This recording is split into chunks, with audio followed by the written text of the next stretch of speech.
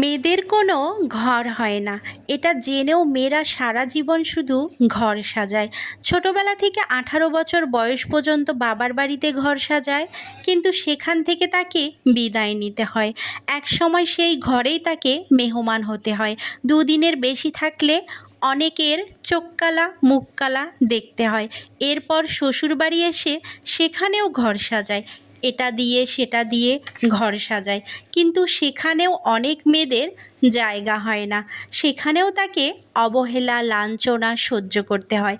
যারা বেহায়া নির্লজ্জ হয়ে টিকে থাকতে পারে তারা থেকে যায়, কিন্তু পরের মেয়ে মনে করেই থেকে যায়, নিজের মতো করে না।